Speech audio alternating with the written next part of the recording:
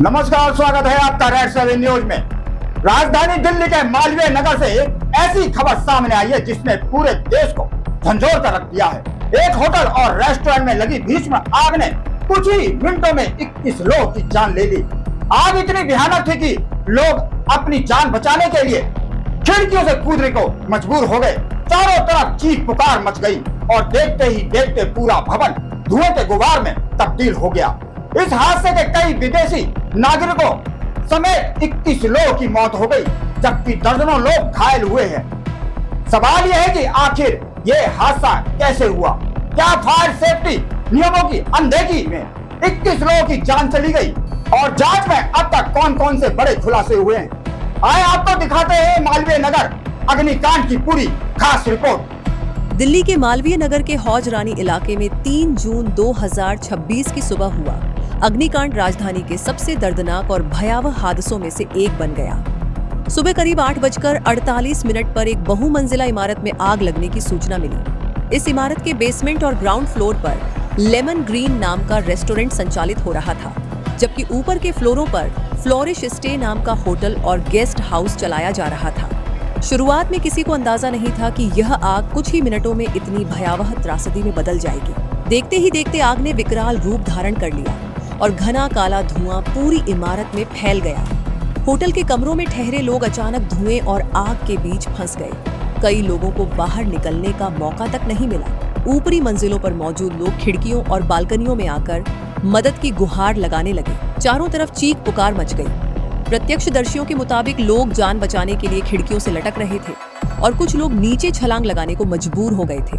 हालात इतने भयावह थे कि स्थानीय लोगों ने आसपास की दुकानों और घरों से गद्दे निकालकर सड़क पर बिछा दिए ताकि ऊपर से कूदने वालों की जान बचाई जा सके। एक महिला अपने छोटे बच्चे के साथ ऊपरी मंजिल से कूद गई, जबकि कई अन्य लोग भी आग और धुएं से बचने के लिए जान जोखिम में डालते दिखाई दिए। घटना के वीडियो सोशल मीडिया पर तेजी से वायरल हुए, जिनमें लोग खिड़कियों से मदद मांगते और धुएं से घिरे दिखाई दे रहे थे।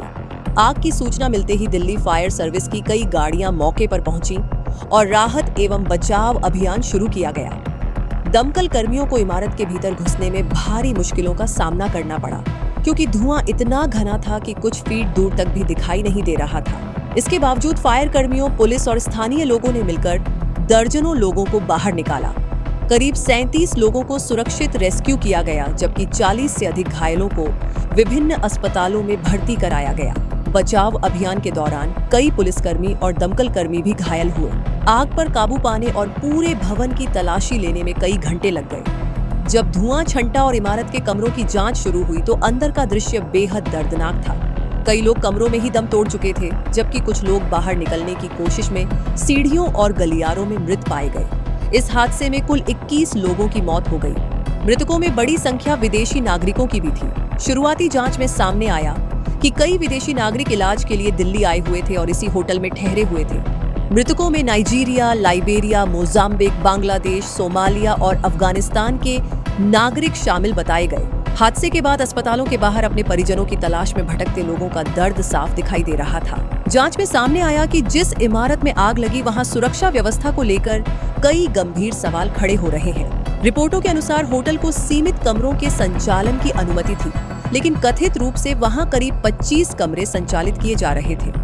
फायर सेफ्टी नियमों के पालन को लेकर भी गंभीर खामियां सामने आई हैं। कई रिपोर्टों में दावा किया गया कि भवन में पर्याप्त आपातकालीन निकास नहीं थे और लोगों के बाहर निकलने के रास्ते बेहद सीमित थे।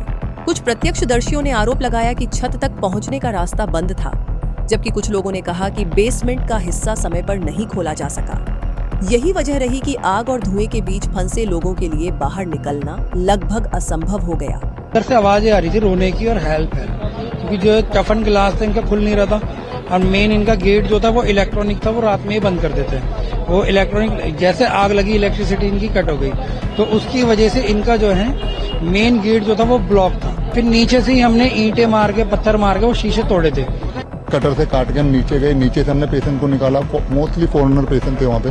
सीढ़ियों पे, बाथरूम में, जहाँ मिल सकता था वहाँ से हम लोगों ने उठाया। तो ज्यादातर लोग अनकॉन्शियस थे, होश था लेकिन प्रॉपर अनकॉन्शियस थे धुएं की वजह से। जांच एजेंसियां यह भी पता लगाने में जुटी हैं कि भवन में फायर सेफ्टी उपकरण सही हालत में थे या नहीं और क्या नियमित सुरक्षा निरीक्षण किए गए थे। हादसे के बाद पुलिस ने होटल मालिक लवकेश बजाज को हिरासत में लेकर पूछताछ शुरू कर दी है। जांच एजेंसियां यह पता लगाने में जुटी हैं कि कहीं नियमों की अनदेखी और लापरवाही ने ही 21 लोगों की जान तो नहीं ले ली। दिल्ली सरकार और प्रशासन ने पूरे मामले की उच्च स्तरीय जांच के आदेश दिए हैं। प्रधानमंत्री नरेंद्र मोदी ने घटना पर गहरा दुख व्यक्त करते हुए मृतकों के परिजनों के लिए 2-2 लाख रुपए और घायलों के लिए 50-50 हजार रुपए की सहायता राशि देने की घोषणा की है।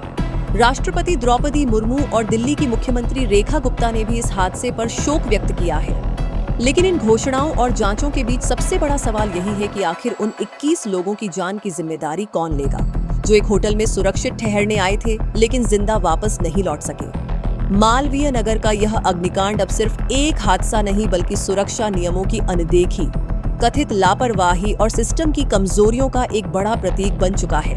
फिलहाल मालवीय नगर अग्निकांड की जांच जारी है और पुलिस से लेकर फोरेंसिक टीम तक हर पहलू की पड़ताल कर रही है। होटल प्रबंधन और भवन मालिक की भूमिका भी जांच के दायरे में है। लेकिन इस दर्दनाक हादसे ने एक बार फिर कई बड़े सवाल खड़े कर दिए हैं। क्या समय रहते खामियों को दूर किया जाता तो 21 लोगों की जान बचाई जा सकती थी?